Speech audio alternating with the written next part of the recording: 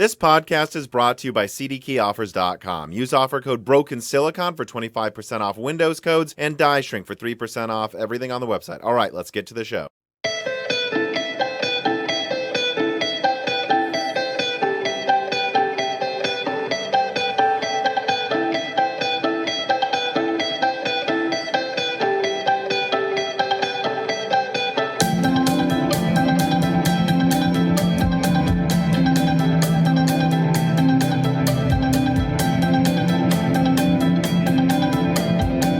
Okay, and welcome to Broken Silicon, a gaming hardware podcast. I am your host, Tom, and I am very excited today to be joined once again by this guest. I will let him introduce himself. Yeah, I'm Daniel Nenni. I'm a semiconductor professional. This is my 40th year. I started my life in the fab and worked around fabless companies and computer companies and all the way through the fabless semiconductor ecosystem.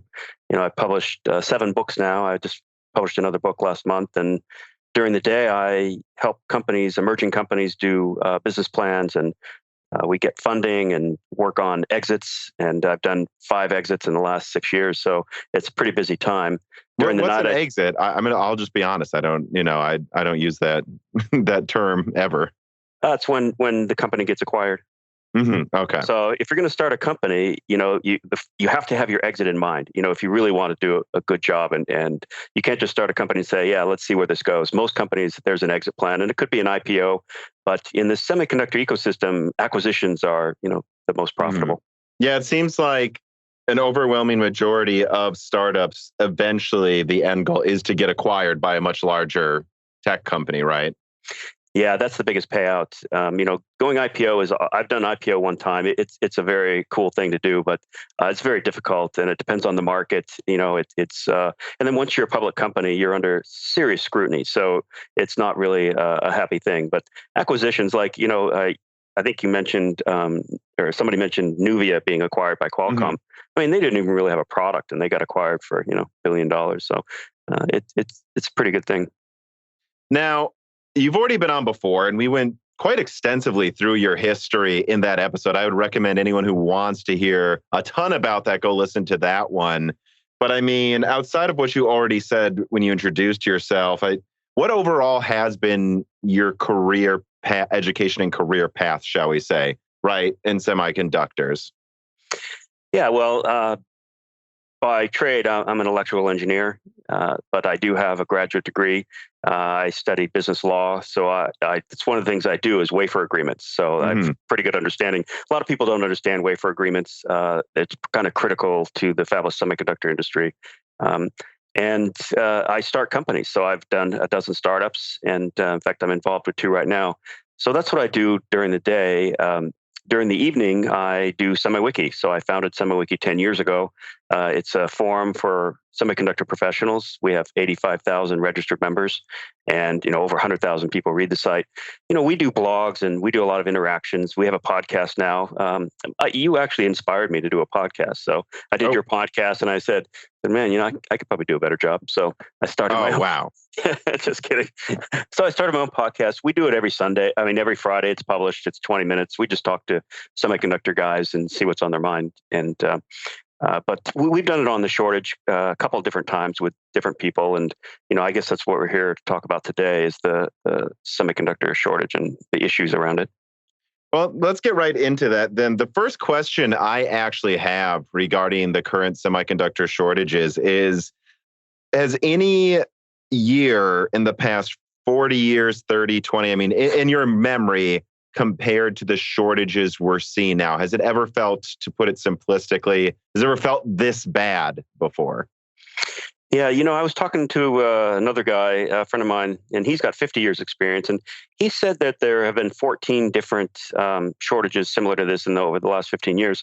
The one I remember the most is the dot-com bubble. So I don't know if you remember, this is around 2000, but yeah, all this dot-com money and computers were just flying off the shelves. And of course, if computers are flying off the shelf, that's semiconductors. And, we just hyper grew so fast. And then we crashed really hard. I think it was 2001. We went negative 20%, which is unusual because the semiconductor industry usually grows, single digits, right? But that was a huge crash. And I don't know when this crash will be, but it's going to happen at some point in time. We can't keep, manufacturing this many semiconductors without some type of bubble forming. So, we'll see. Maybe next year, maybe the year after, but there's going to be a glut for sure. Yeah, it's interesting you say that because when I look around, generally, just like in the comments, and just, these aren't experts, but just opinions I see some people who at least follow this type of news. It seems like, I don't know, half a year ago, everyone was like, hopefully things will get better next year. And things, actually, they are getting better, whether people have noticed it or not for some types of products. It just doesn't feel better because it's still very hard to, most people who listen to this show want gaming products. It's very hard to get any graphics card console you want. There's still rampant, the prices on the market are way above what the stated MSRP is. I think there's kind of this nihilism setting in of, well, you know what? Maybe we thought it would get better in 2021. It clearly hasn't yet. So now it's never going to get better. And I feel like I see a lot of armchair experts acting like there will never be a price crash again. But when I talk to people behind the scenes, I've heard quotes like, oh, some companies are trying to buy up 3 or 4 times what they actually need. And when I start hearing that everyone's just buying double, triple, quadruple what they actually need, I'm like, at some point, then the train's going to stop, right? There will be a crash eventually where out of nowhere, all that safety stock you have is just way more than, it's not even safety stock anymore. It's a mountain of stuff you might not even use for a year. And there will be a flood at some point in the market, right? That will bring prices, at least from where it was the year before that, massively down. Well, price reductions really are a big part of the semiconductor industry, right? It's one of the few industries that we strive to make things cheaper, and either we make it cheaper or we add more features to the existing price or whatever. But the price of semiconductors has to go down so they can be more broadly used. So that's part of our business model. So that's definitely going to happen. Right now, I mean, you're right. People are buying up stock, and it's not just the end users. There's people in the channel that are hoarding, and TSMC said it in their last conference call that their customer inventories were abnormally high, and that's a strong statement because TSMC has so many customers, and when they see a high inventory level, that tells you that people are buying 2 to 3 times as much as they need. And sometimes it's the chain itself that's buying these up, and they're going to sell them at profits, so the prices are going up to the other parts of the chain. But what you'll find is that the longer the supply chain, the more challenging and the more difficult it is. So automotive, very long supply chain. So many people touch those chips before they actually make it into the car. And so there's a lot of profiteering going on in there. So those automotive guys, that they're going to be challenged for some time. But, Apple is not, Apple has a pretty good control over their supply chain. TSMC has a real good control over their supply chain. And Taiwan, specifically, that they really have kept COVID out of their country. And so, that's a big thing because right now you see the supply chain issues with all sorts of products. I mean, it's not just semiconductors. Yeah, I was in the store the other day and they were out of toilet paper. I just walked by the shelf and it's like, again, yeah, I'm like, what's empty? So I had to go down that aisle to see what's empty, and it's toilet paper. It's like, are we really wiping our butts more than we did last year? I mean, what the hell? But, and another example is, so I sail San Francisco Bay, and we have radar on our boats, and we go out, and there are container ships stacked and packed outside the Golden Gate.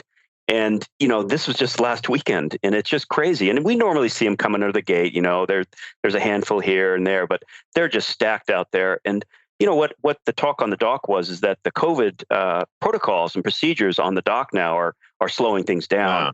And then also people are getting sick. And now the latest is going to be we're mandating vaccines for dock workers. And so, anti-vaxxers aren't going to show up for work, or, whoever has to get a shot, he's not going to show up. Or if their kids get sick, which that's a problem with the schools, people going back to school, then they need to stay home to take care of their sick kid. Or they need to quarantine because they're live with somebody with COVID. My older son is a teacher. I mean, he's telling me all sorts of stories, and my younger son's a fireman, and he's got even more stories. So, this is a COVID thing. It's a black swan event. It's not the semiconductor industry. If you have a complicated supply chain, you're in big trouble. Because once these wafers go out of TSMC, I mean, look at TSMC's numbers. They're posting double-digit numbers every month. There's no shortage there. They're having a good time. They're going to do 20 to 25% growth this year, which is good for them. But once they go out of the TSMC fab, how many people touch them for the automotive? The automotive market. And so, it's just if we can't get toilet paper on the shelves, what chances do we got with semiconductors, right? Yeah. I mean, I think this will lead right into a reader mail here, which supporters more slides that can submit. Brady W. writes in, he says, "Hi, Tom and Dan. On SemiWiki, you often mention the silicon shortage in air quotes, normally in the context of questioning the narrative from Intel, TSMC, Samsung, that they must build more fabs and thus need more government money. Do you still hold that the silicon shortage itself, this narrative, is overblown and that your predicted silicon glut will come to fruition in 2023 or 2024? Is it really just a substrate and component shortage at this point, and that new fabs are just chasing after timely incentives?" Well, it's not a wafer shortage or substrate or whatever you want to call it. I mean, TSMC proves that, right? That they're doing good growth every month. If there was a shortage, TSMC would come up short, right? So they're pumping out 20% more semiconductors this year than they were last year. And I think that's important to point out too, because I especially see this, and maybe it won't surprise you, but like people who want a PlayStation or an Xbox, they're like, oh, they're just not making enough. And it's like, actually, they're making more than they've ever made, Right.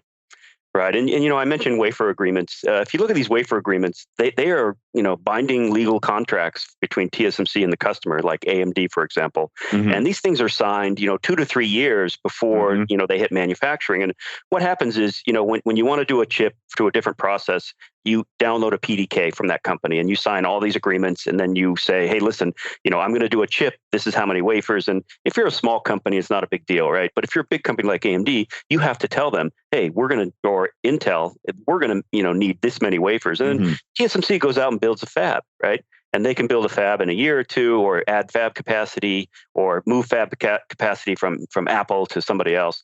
But this is all contractual and it's done over years. And so, for anybody to say that AMD is not going to get as many wafers as they ordered, it's just not true. The issue is when they don't order enough. And TSMC has to go and make some more. And if they have to do that, then they might have to pull from some other market.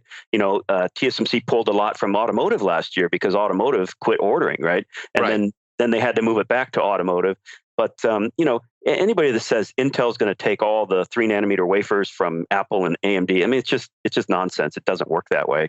But there are shortages, and the gaming chips have been selling like hotcakes. So AMD undershot the wafer count, I'm guessing, or some sort of thing. But they're getting all the wafers they ordered. I guarantee it. Well, that's the interesting thing, too, because if you look at sales, they're selling more than they've ever sold before. And there will be people that's like, oh, it's mining. It's like, no one's mining with a PlayStation 5, though. I'm not saying mining isn't affecting it, but I will say the PS5's outselling the PS4 in aligned sales. So that tells you the demand is, there's just so much demand. And so I guess this will kind of segue into this. How much of it do you believe is, well, I guess that's the same thing, though, right? Like, what caused this shortage? Is it mining? Is it demand? Is it some materials not there? COVID? Like, how would you summarize what caused this shortage if someone just asked you that blank question? Oh, it's COVID. COVID it caused people to cut orders. So last year, the fabs were, for example, 70% utilization versus 100%. And you can't recover that, right? Because the fab's idle. So you don't make that up. So COVID caused a lot of uncertainty for the semiconductor guys, certainly the automotive guys, and that caused some supply chain management issues, and it really exposed the weakness in some of the supply chains. And now, as I said, we can't get the containers into the ports. That's COVID. So it's just COVID. Pure and simple, and bad supply chain management. That's the underlying effect. Well, it's interesting. You talk about management of the supply chain. I know that a lot of Japanese automotive companies, I believe Toyota is one of them, haven't had a problem producing more cars, and that's because they plan for like a year of safety stock for their products. Right. So to say that, there's just not enough capacity, there's not this. I think a lot of companies, and I mean, it's just a fact. You saw a lot of American car companies say, oh, we expect people to buy less. You saw a lot of the semiconductor space say, oh, you know what? People are probably going to penny pinch more. And then everyone was forced inside and had to buy computers, which, Right. how much, actually, let me ask you this then. So obviously, and I always get mad when people are like, oh, no one could have predicted this. It's like, well, I don't know. I always think you can do better. Some people actually did predict this and planned accordingly. But like, how much are the companies that didn't plan ahead, the companies that said, oh, we expect people to buy less of these laptops, and then they actually bought more, the people that said, we actually think people won't buy new cars this year. Turns out everyone bought a car because you can't fly this year. Like, how much of this mismanagement, which is a harsh way to put it, but is to like, how much would you blame them for not planning accordingly? You know, not planning correctly when they saw COVID coming, right? Like, how much of this is their fault for just basically assuming the opposite of what would happen? You know, I at the beginning of the year, I was blaming people for bad management, but you know, the bottom line is nobody really knows COVID, and we still don't know. You know, I was actually in China when COVID broke out. I just did an exit with a Chinese company, and we were celebrating over there. And this was the end of January, a year or so ago, and you know, we came back, and it was hard to get back. And a buddy of mine, we were quarantined by the CDC, and a buddy of mine and I got tested for COVID, and I didn't have antibodies, but he did. And you know, I said, hey, Tom, you know what the heck? And he said, hey, I felt like I had a jet lag. It was no big deal. So you know, and his family didn't get it, so it was really odd. But next year he got vaccinated. I got vaccinated, and now he has COVID again, and he has it really bad. He's at home on oxygen. And so how do you explain that? The guy had COVID. The guy got the Moderna vaccine. I got Pfizer. He gets it. His family doesn't get it. I mean, what the heck? You know, who can predict what this disease is going to do? My niece got it at school, gave it to the entire family. They, you know, 12 of them total, cousins, aunts, and but they didn't have it bad. You know, no one did out of the 12. No one went to the hospital. And, you know, my son-in-law got it at work. He came back. My daughter didn't get it. I mean, this is just odd. Nobody can plan for this. And, you know, my feeling now, where I thought it would be done by, you know, the end of this year, my feeling now, it's going to be here for quite a few years. So, you know, you will see supply chain issues all over the world in all different industries. And the semiconductor industry is just the same. But, you know, you mentioned about Intel, you know, walking around saying, you know, we got to build more fabs, got to build more fabs. You know, that's an interesting thing, because if you look at Intel's number, I mean, they're going to have a flat year this year, right? Or down, I think, you know, maybe single digit down. And, you know, their fabs aren't even at capacity. So, you know, how is the CEO going around saying, oh, you got to build more fabs, you got to build more fabs? I'm sure they're going to build more fabs. TSMC's got $100 billion capex. Samsung is building more fabs. You know, how are we going to fill these fabs when, you know, Intel's isn't full? I mean, you know, where's the shortage at Intel? I think the shortage is in manufacturing talent. I mean, you know, the shortage is in their pants, really, because, you know, it's just ridiculous for him to say that. But, you know, GlobalFoundries, I just went through their presentations today. They had their tech day. And I mean, they're spending $6 billion on, you know, expanding fabs and new fabs. And I just don't see how we're going to satisfy all this fab building. And you have China. I mean, you know, who's going to buy all of this new capacity is what you're saying. Yeah. Right? Yeah. I think we're building 2 to 3 times more capacity than we need, because right now you can build capacity with impunity because there's shortages, right? The shortage narrative is really telling everybody that we're in, you know, the sky is falling. We got to build fabs in the US. We got to build fabs in Europe. Everybody's got to have their own fabs, you know, and I think everybody's going to spend the money because, you know, the narrative says so, but I think it's a false narrative. Yeah, it's interesting. Yeah, that's interesting you say that, because the perception I get right now, if I were to summarize how I feel a lot of these companies are thinking, is, well, we don't know if demand's going to keep increasing every year, but what we know is that there will probably always be someone there to buy it. So we might as well double capacity because someone's going to buy it no matter what. You question if that's going to happen then, like once they build these fabs. Yeah, I do, because these fabs can pump out huge amounts of chips. But, you know, I mean, semiconductors are a critical part of modern life, right? You know, it's up there in the hierarchy of needs. And there's more semiconductors everywhere. But, you know, people are saying smart houses. Yeah, I don't have a smart house. But, you know, I do have a smart thermostat, so I give you that. But, you know, I went to buy a water heater. put in my own water heater because the plumber was going to charge me too much. And I couldn't buy a water heater that has Wi-Fi, for an extra few $100s. And I just like, why does my water heater need to be on Wi-Fi? So I skipped that. But I think it's overblown. Do we really need these smart houses? I don't think so. Cars. I mean, how many cars do we actually sell a year? Not as many as smartphones for sure. But there was a lull in cars, and people are buying cars now because they can't travel by air, and they're probably not feeling as safe traveling by Uber and such. They want their own vehicles, so I can see that. But realistically, how many cars are we going to be able to sell? Over the next 3 years, not bazillions, and we're going to have bazillions of chips. So I don't know how that's all going to work out. Yeah, let me move into this next reader mail question. He says, Abik Gulati writes in and says, how does the industry intend to satisfy this newfound demand going forward? Does it perhaps not intend to satisfy it at all, perhaps profiting from this newfound GPU gold rush-esque thirst for as long as market forces allow, for refusing to admit it all along, or will production start ramping up to eventually normalize prices despite heightened demand? So I guess I feel like you've kind of already given your opinion on that, but let me ask this another way then. Do you believe then that as much as we keep talking about demand, and there's definitely a lot of that because of, COVID caused more demand for certain types of products that people weren't buying as much before. Do you feel like if COVID were to end, the demand would just drop without the need for more capacity necessarily? I mean, obviously, eventually we'll need more capacity. There's always going to be more computers, but you're saying like if, you snap your finger, COVID goes away, most of the problems would be solved just from that. Yeah, I think some would, but everything's gone virtual. All the conferences I used to go to are gone virtual, and so my business is up dramatically for SemiWiki because of all the virtual stuff. But my expenses are also down because we don't have to travel anymore. But the downside of that is we use a lot more Skype, Zoom, Teams. I mean, we're on these calls all day long, and that just consumes a huge amount of resources. I mean, if everybody turns on their video at Zoom, I mean, it consumes 100 times more than, just audio, right? But everybody's got to have the video on. But that just pumps up the cloud, right? So the cloud is just exploding ever since COVID.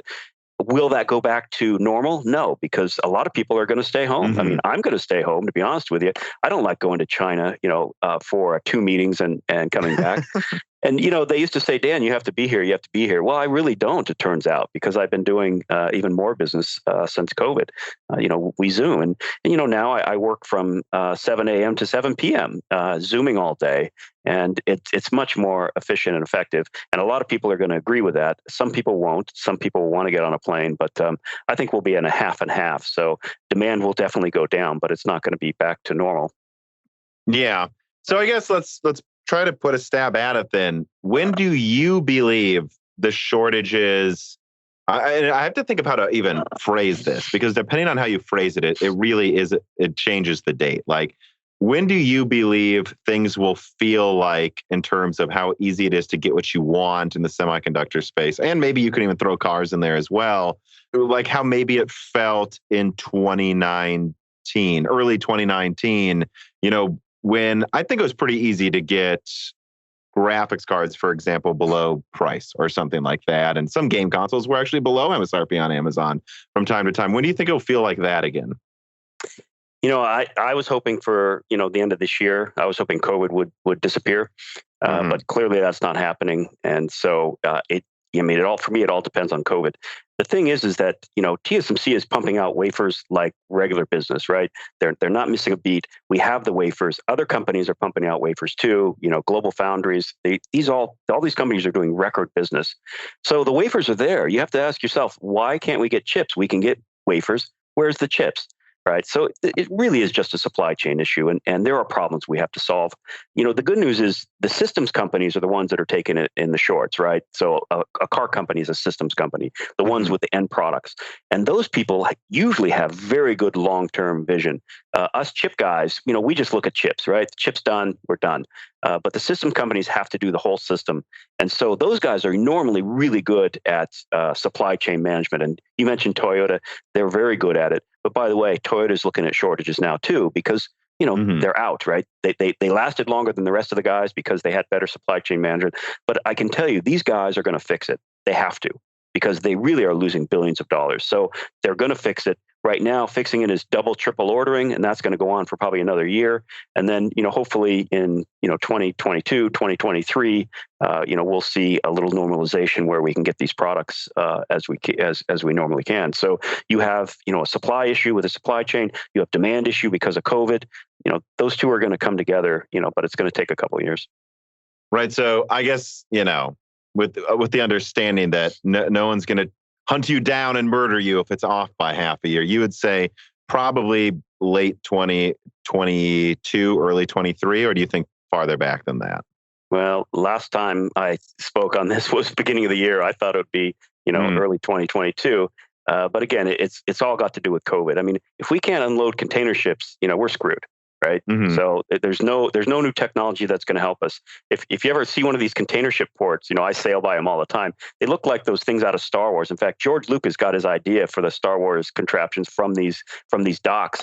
And, one guy is in there running these cranes, and without that guy, it just doesn't work. Right. And they don't have 10 extra guys. Right. Mm-hmm.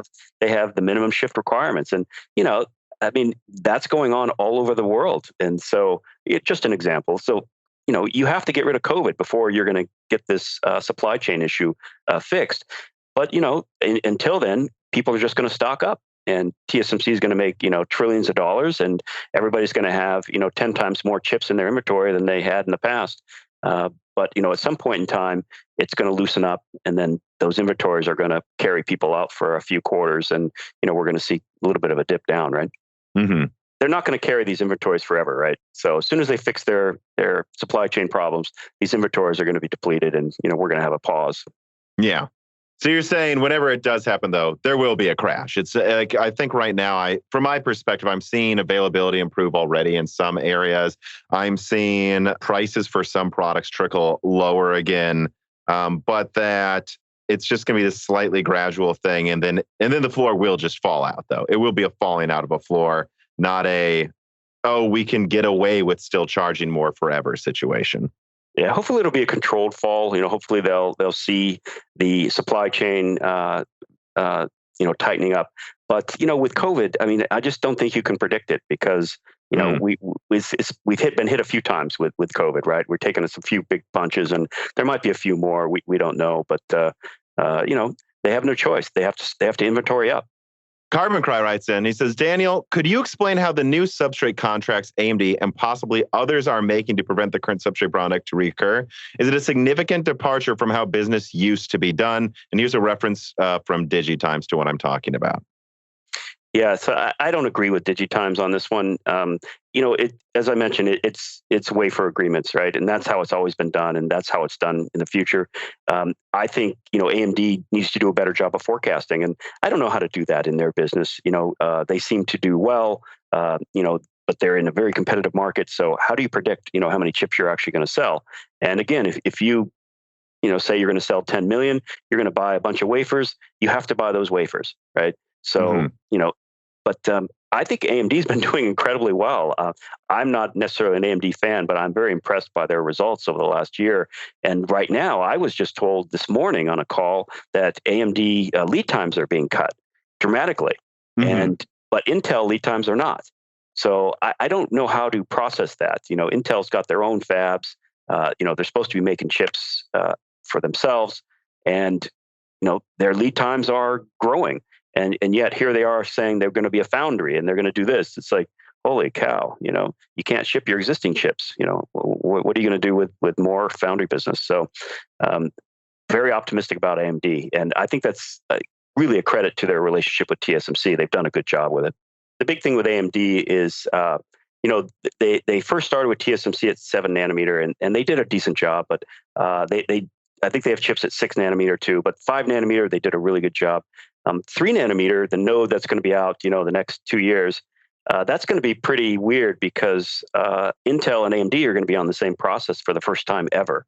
And not only will Intel have chips on TSMC's 3 nanometer, they're going to have it on their own for whatever they call 4 something. Yeah. So you're going to have chips designed by Intel on Intel processes and similar chips on TSMC processes. Then you're going to have chips from Intel developed on TSMC and AMD developed on the same product. Process. So it's really going to be odd. I just can't wait to see the benchmarks, right? Because they're not going to be able to say, "Hey, your process is better than mine." It's the same process, right? And they had the same access. I know for a fact they all got the PDKs at the same time: Apple, Intel, and AMD. And so it's going to be a huge battle, but it's going to be something that we've never seen before, and I'm looking forward to it. Yeah, I mean, and I do feel like when people say the node advantage, there's a bit of I honestly see people from both sides like kind of overplaying an advantage every now and then. Like you'll see Intel people say, "Oh, well, AMD's only doing well because of a node advantage," and it's like, well, if you look at Zen Plus, actually, they were using GlobalFoundries 12 nanometer. I wouldn't say that's better than what Intel's 14 nanometer was, and yeah, Intel had top performance, but AMD was managing better efficiency. So I think at the very least, what I would say to that point you're bringing up is we've seen AMD compete in efficiency with as good or an inferior node to Intel already with Zen. Now, a lot of that is Intel was hoping to be on 10 nanometer by then, to be fair. But yeah, I suppose once they both go to TSMC 3 nanometer, that will be when it's the most level playing field. It's actually, I would say, ever, right? Yeah. Because even in the past, like with previous even decades ago, Intel just had a massive advantage. Yeah, so this will be the first time they've ever competed on a level playing field. Personally, I give advantage to AMD since they've been working with TSMC for a few years now, and this is going to be Intel's first node. I know Intel guys are sharp, and they really are putting a lot of effort into it. I know some of the guys, but AMD's got the experience, and Intel is used to a little bit more control over design and manufacturing. So their design guys can say, "Hey, can you change this manufacturing?" Or the manufacturing guys say, "Hey, if you change this design, you'll get the best product, et cetera, et cetera." You can't do that with TSMC. I mean, they literally are going to be using the same process and the same PDKs. So this is going to be a design shootout, and we've never seen it before, and I think it's going to be cool. I have no idea who's going to win. I have no bet on that, but it's going to really humble somebody, I think. Well, it's going to be hard to bet on who wins simply because we haven't. There's multiple factors. There's the fact that we don't. I've leaked information about like things like Lunar Lake and Noble Lake and stuff Intel's working on, but everything that I hear is that AMD is working on equally, or at least. I don't know. I don't know if I want to use the word equally. AMD's working on very aggressive stuff that's going to come out in a few years as well. So we don't really know which architecture versus which and how they'll shake out. But also, AMD's been working with TSMC for so long, and they're buying Xilinx. A large part of buying Xilinx is almost assuredly to improve their design teams even further, because Xilinx is a very good design team for foundries.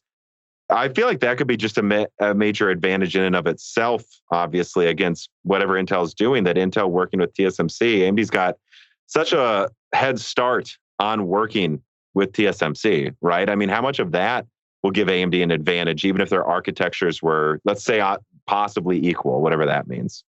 Yeah, I do give them that advantage. And, the Xilinx thing, what you're really talking about is the foundry team. Yes. Xilinx has one of the best foundry teams in the industry, and I know them very well. Apple is probably the best now, but throughout the years, it was Xilinx. And, that's because FPGAs were first through the fabs and as kind of a pipe cleaner, because they have really regular structures. So it was easier to, gauge the process. But now it's SoCs are first through the fab. So it's a little bit different. But Xilinx actually has a very talented silicon team, so that would be a great benefit for AMD. But I don't think we've seen that yet, right? They're not done with the acquisition, but sure, that's definitely going to help them. And it's just brute force. They're going to have more wafers through TSMC and a lot more relationships, because they get the Xilinx relationships, and TSMC really trusts Xilinx. That's a really a good relationship. So it's definitely to AMD's advantage. But you can't count out Intel. I mean, they're just really smart. They got a lot of money. I always think it's ridiculous, and when people are just like, "Oh well, Intel's had a rough couple years in the consumer space, so they're not going to succeed." It's like, it would never behoove anyone to ever count Intel out, right? Yeah. Intel invites me to their shows, and I go to them. I think they're very good, but I really think it's kind of a clown show sometime. But if you go underneath it, there's just some brilliant people there. And, the question is, are they going to be heard, and are they going to get their, ideas out in a quick manner? And hopefully Pat is going to simplify that, because they really are management chain challenged. There's just too many of them. So I think that's going to help Intel quite a bit with Pat leading that effort.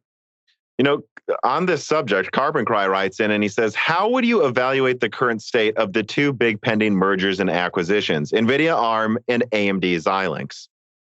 I think Xilinx is going to go through. I don't see any problems there. Nvidia-ARM is just such a political hotbed, right?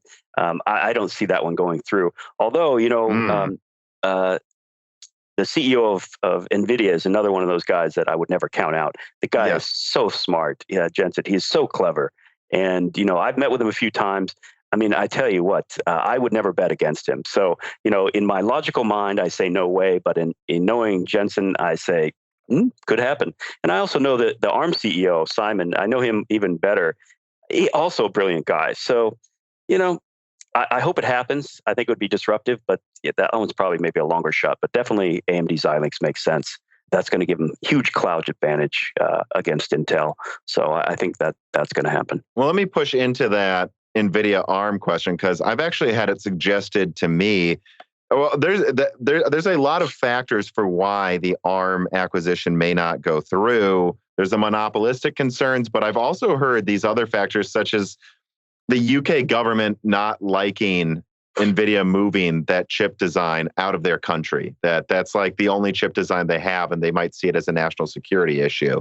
And then I've also heard from other people that, at least within ARM, they're not very happy about being bought by NVIDIA. I've numerous testimonies of they're not looking forward to it, depending on which part of ARM you're talking about. They weren't happy with the acquisition by the previous acquisition, and I think it was SoftBank SoftBank. They weren't happy with that acquisition either. I was actually pretty close with ARM at that time. I wrote a book about them, and the former chairman of ARM even wrote the foreword for the book. But when they were required, and we knew they were going to be acquired, and a couple of Wall Street guys say, "Hey, Dan, put together a list of companies that would acquire ARM." And I put together a list, and SoftBank was not on that list, not even close. That came out of nowhere for us. Mm-hmm. But guess what? They've had a really good time with it because they've been no longer under scrutiny from Wall Street. They can make decisions that are right for the company and not necessarily right for, the bankers. And they've kind of been operating in stealth mode. They've been getting a lot of money. So the guys at ARM I know are very happy with it now, but they weren't happy with it when it happened. And, SoftBank said the same thing. We won't change the company. We'll keep it in UK. We're not going to move it to China or Japan or wherever. And I think NVIDIA is saying the same thing. Simon Segars, the CEO of ARM, he did the last one. He knows how to do this. So I don't see any problems with the UK or those guys. The biggest problems I see is the customers. So, at first I didn't know how they would react, but now I know for a fact that ARM's top customers are saying no way.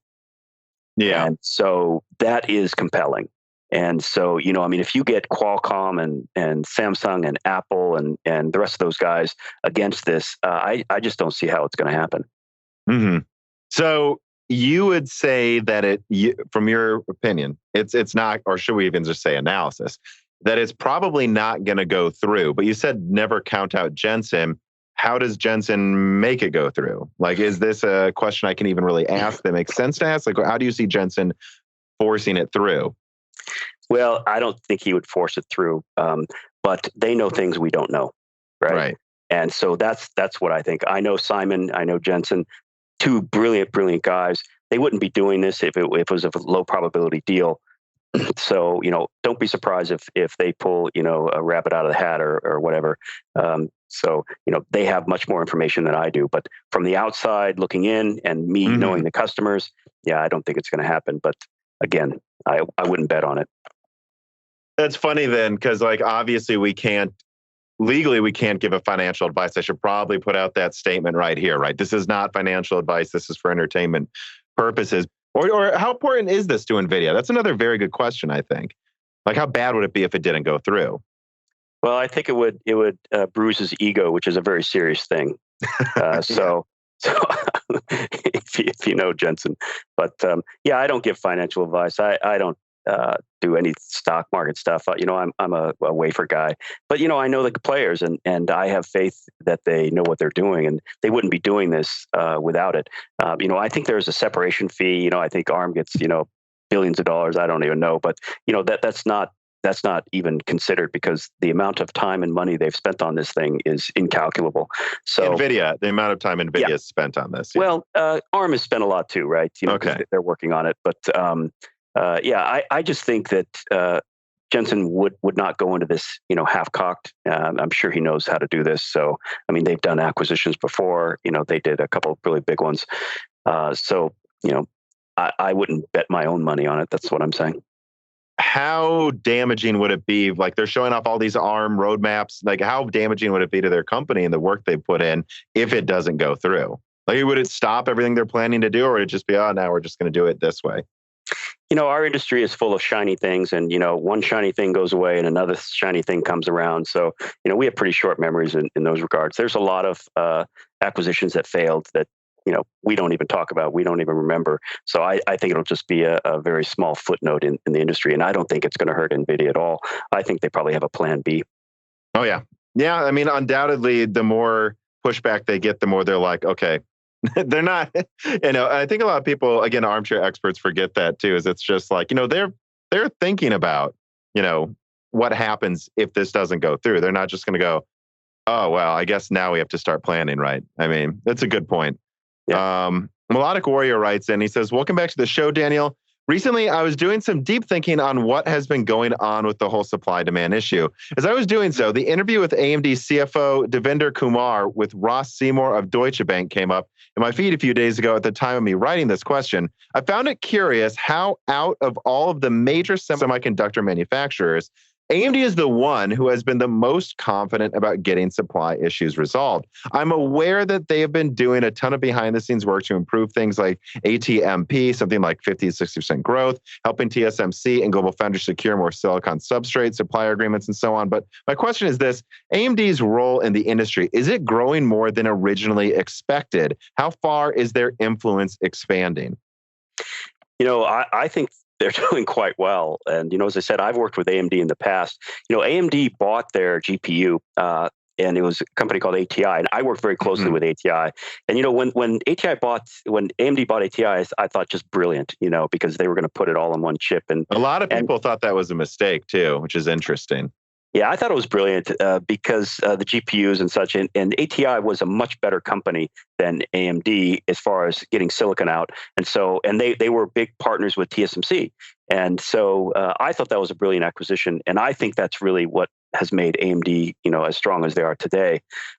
So they've made some really good moves. Them being tied to GlobalFoundries, not a good move, but I understand it. As part of the whole spinning out of AMD and the owners of GlobalFoundries owned huge amounts of AMD stock, and if you trace that back, they made a lot of money. So they didn't lose money on GlobalFoundries, but that relationship was forced. It was a forced marriage, and it really wasn't successful. But now that they have tied up with TSMC, and they always did business with TSMC for different chips, but just not their main products.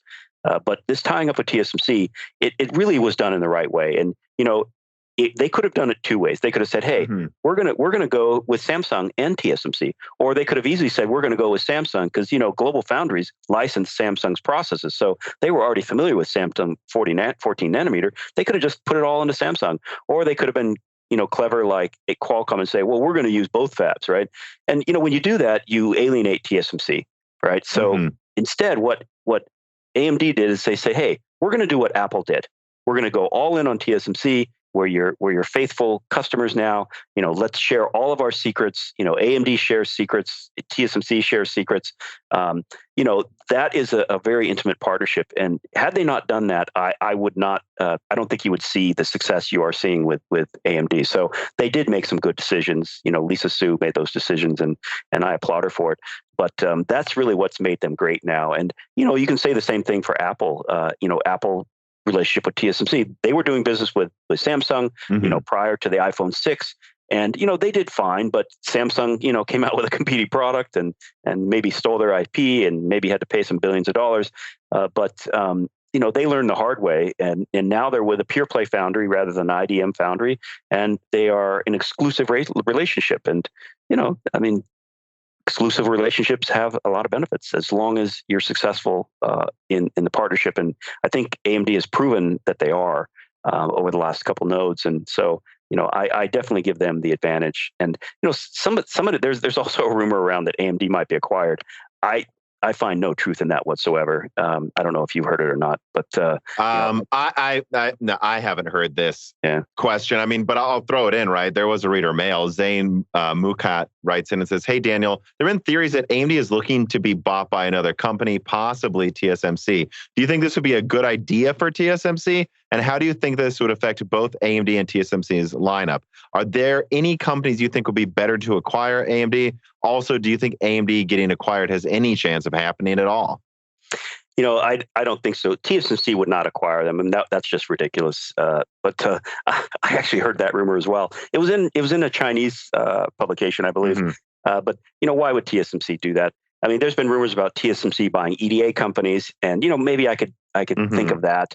But buying a semiconductor company and competing with your customers, it's just never ever going to happen.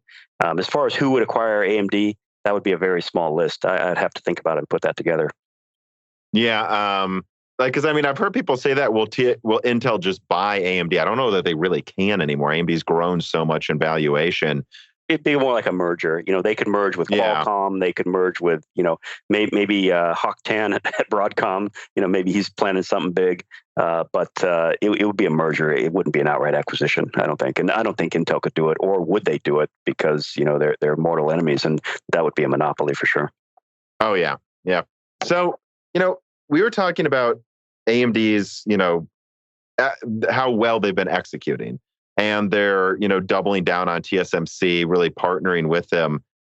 I remember about a year ago, maybe a little over a year ago, I was talking to you a lot, like over email, about like all of these rumors involving Nvidia going with Samsung or TSMC. Now, it was clear at the time that they were using Samsung for at least a large portion of the Ampere lineup. But there seemed to be, and I'll admit I was one of them that was always like, oh man, some of it's got to be made at TSMC. Although I guess you might say some of it was. A100 is technically called Ampere. It's technically made at TSMC, but their entire gaming lineup has been made at Samsung this generation, unless you count the old stuff they're still selling. Like, why do you believe Nvidia did, and I know that we probably talked about this before and it's pretty much been leaked, but I'd like to just hear your summary of why you believe Nvidia went with Samsung for the gaming Ampere line, and if that was a good decision or what was good or bad about it. Well, the history of the foundry businesses, there's always been second, third, and even fourth sourcing. And Qualcomm was the best at this. And I worked with them back then. They would do a same product on multiple processes, multiple fabs. And what they would do is they would design at TSMC, then they would take that design and say, okay, SMIC, UMC, Chartered, you go manufacture this and give me a good price. And, that really pissed TSMC off because they did all the heavy lifting. Mm-hmm. So TSMC kind of cut that out. They don't allow them to do that anymore. And it's partly the processes have changed so much, with FinFETs. And partly because of NDAs and the wafer agreements that they sign, they're not allowed to do it. And so that really made Qualcomm and Nvidia mad. And so they kind of left TSMC and went to Samsung. And also Samsung offers some very attractive pricing. And, realistically, Samsung did an excellent job at 14 nanometer. I mean, it was as good or better than TSMC's first 16, and it wasn't as good as Intel's 14, but it was good enough. And so they won a lot of business. Samsung won half the iPhone 6 business or iPhone 6 Plus business using their 14 nanometer. And so that's what really got Qualcomm and Nvidia really excited. The 14 nanometer just killed it.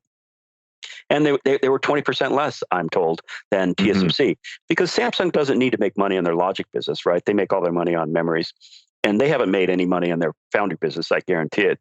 But with 7 nanometer or 8 nanometer, I guess Samsung called it, they also did a good job. So they got a lot of 8 nanometer business. So I think the products you're talking about are probably 14 and 8 nanometer, right?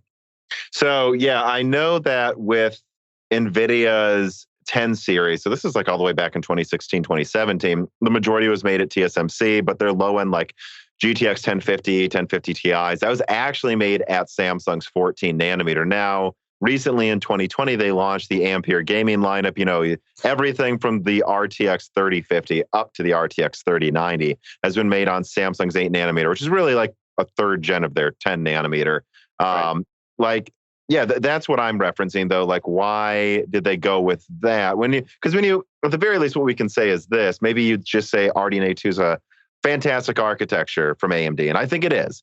But if you look at die size to die size, you're seeing, I mean, the best example I can give right now is the RX 6600 XT just launched from AMD. That is like a 237 millimeter squared die that uses 170 watts or less, really more like 160 in practice, against Nvidia's, which I believe is like 280 or higher for the 3060. So you have Nvidia having a larger die size, and it also uses like 10, 20% more energy for less performance.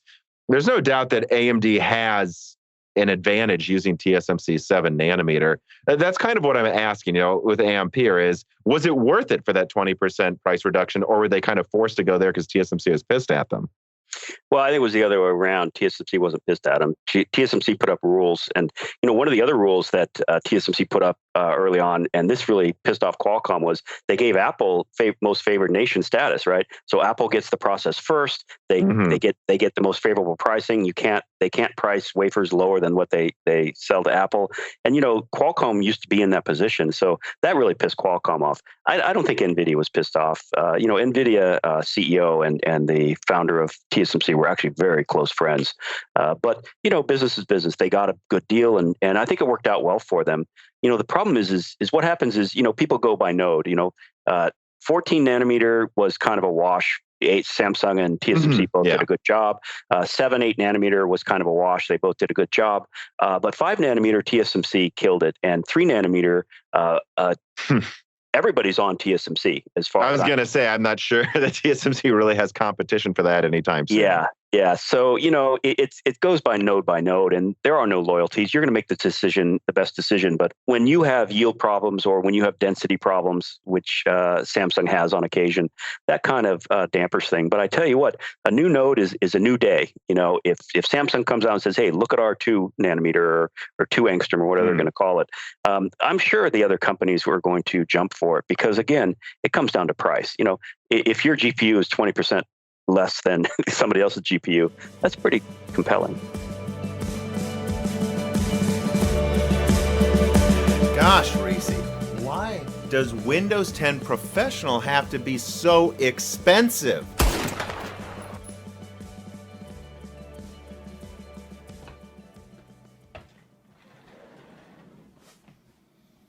Don't listen to that, nerd. Listen to me. You can get all the great Windows and gaming keys you need at cdkeyoffers.com. That includes Steam, Origin, Uplay, PlayStation, PC, and many other keys, including Windows, Microsoft Word, and Professional. Use the offer code BrokenSilicon for 25% off all of these fancy Windows keys, and Dashing for 3% off everything on the website. One more time, that's go to cdkoffers.com. They're a fantastic sponsor of Moore's Law is Dead. Use offer code DASHRINK for 3% off everything on the website, and Broken Silicon for 25% off all Windows products. Now, back to the show.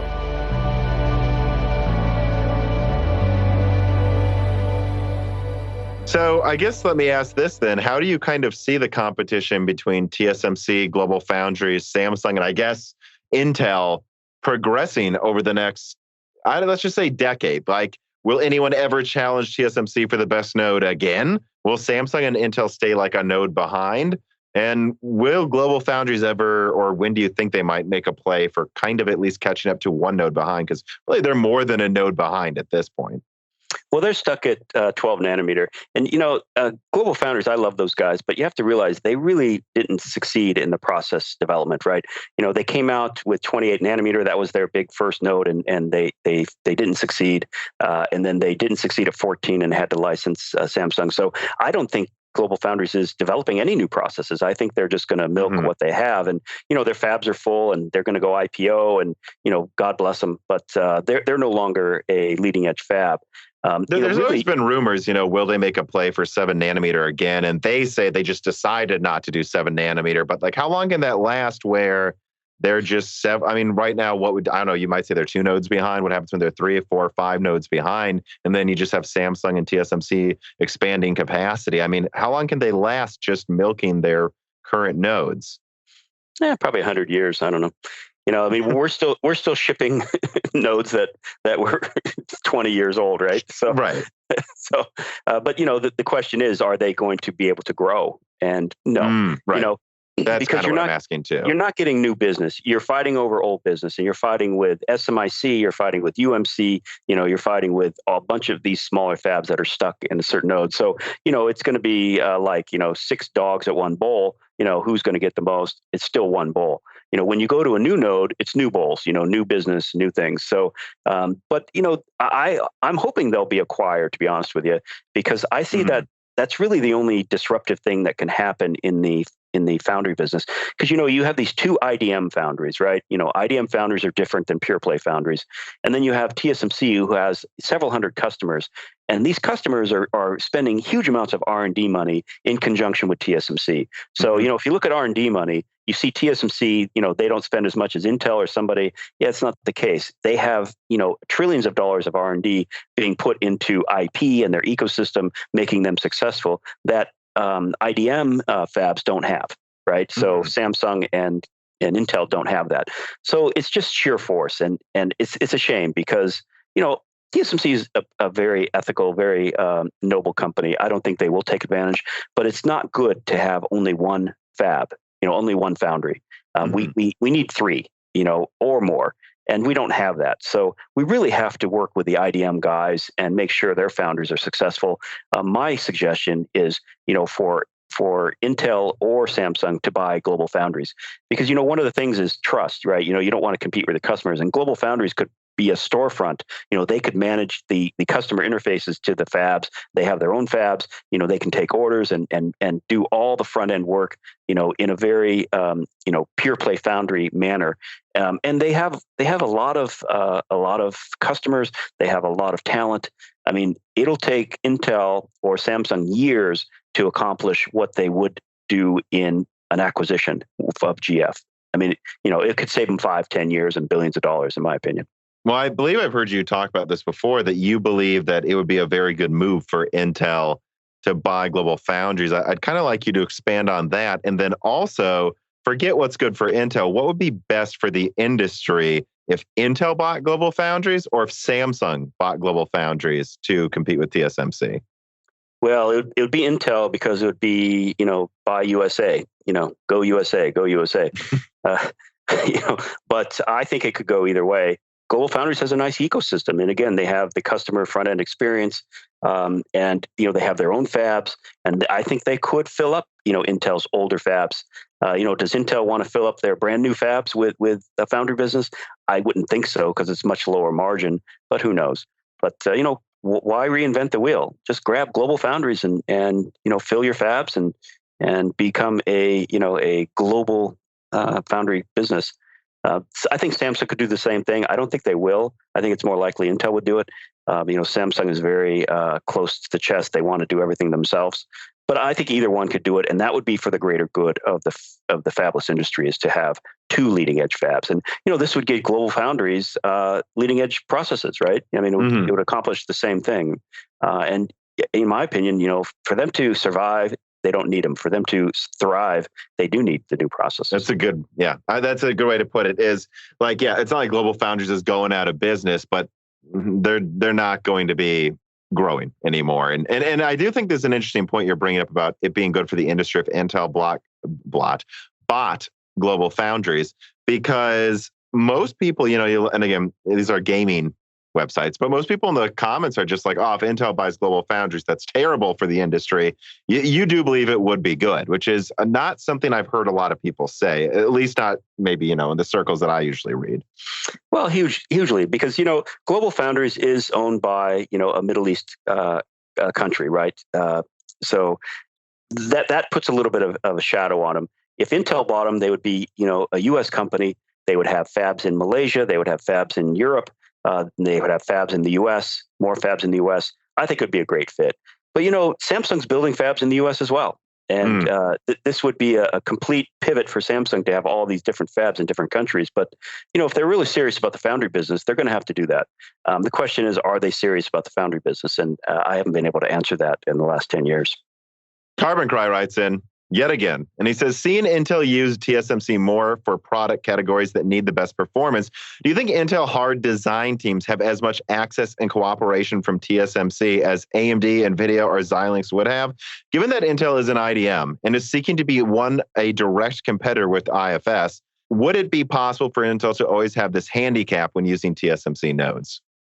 When the interesting thing is Bob Swan signed that agreement, right? And Bob Swan, from what I hear, Bob Swan did it to tweak the Intel manufacturing guys because he didn't have a lot of control. Because remember, Bob Swan was a CFO guy, outsider, and the Intel manufacturing people really, are strong in that company. But Bob Swan said, "Hey, you guys can't get the process out. I'm gonna, leverage TSMC.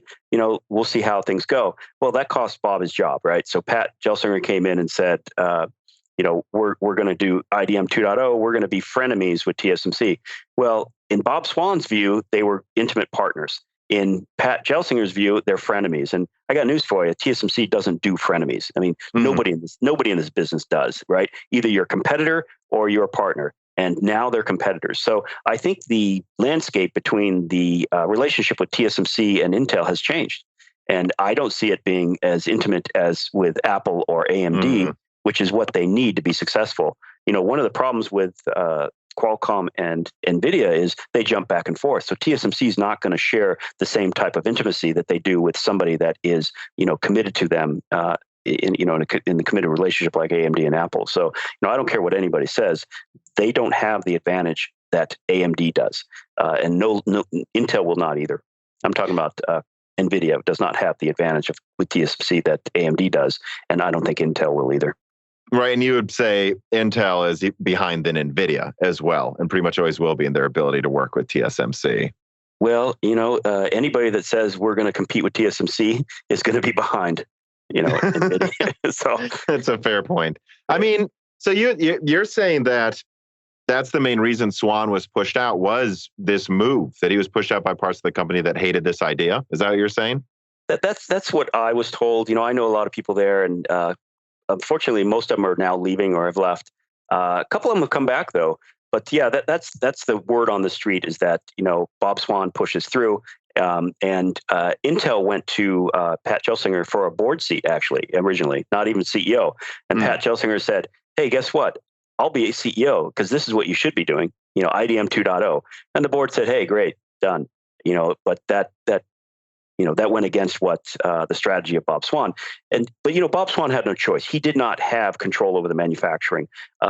Pat Gelsinger, he was manufacturing. And he's brought in a lot of his cronies, so he has the right people in the right places, so he will get the right information.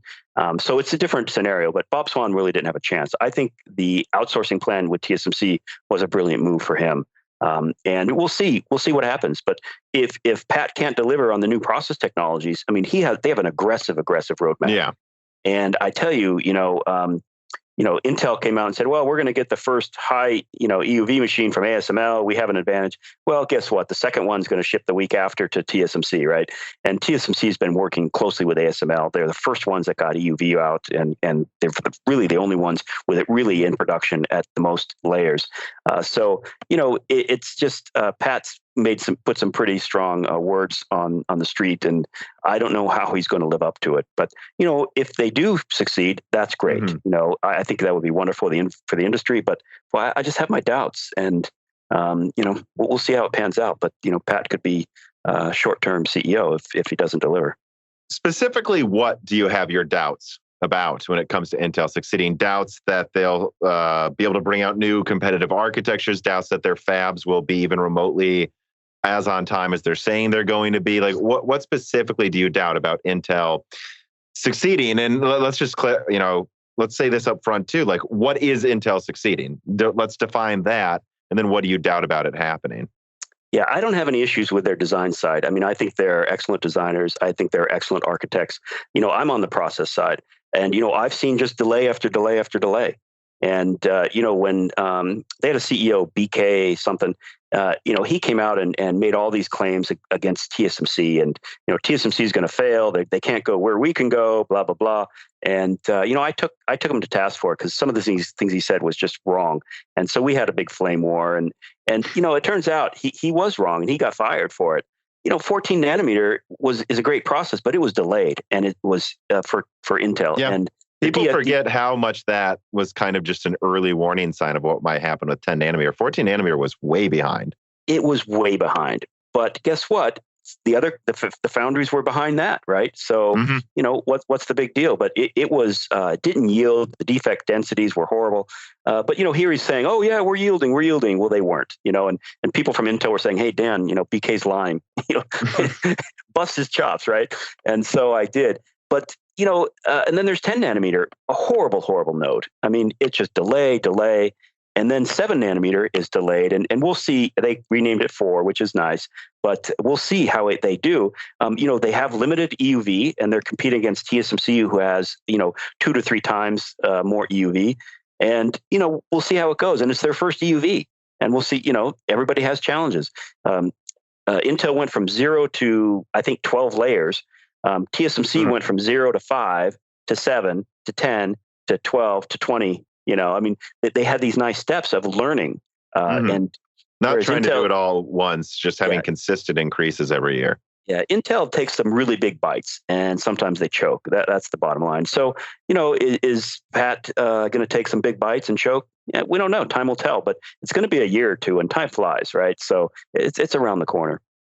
And so you'd say succeeding is I think it's supposed to be Meteor Lake launches on Intel 4 in 2023. Right. Does that launch on time? Does Intel 4 yield? I don't know, right? Let's say at least as good as what early 14 nanometer did, if not better.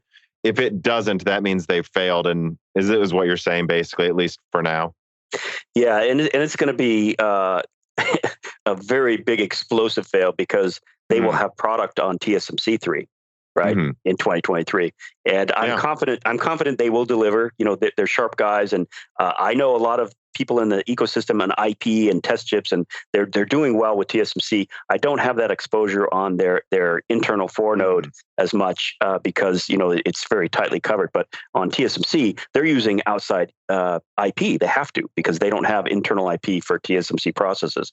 So they're doing well. And if the TSMC 3 nanometer products come out and they're good, and the Intel 4 nanometer products are delayed or not good, that's going to be devastating. And, Pat Gelsinger has said they will make the majority of their products internal at Intel. That's his stake in the ground. And I know the majority is 50.001%, but, right now they're doing 20% at TSMC already, based on acquisitions from here and there. So for them to go up to 60% is not unheard of. So we'll see. But 2023 is going to be the year for Pat Gelsinger. Either he's going to be a hero or he's going to be a zero.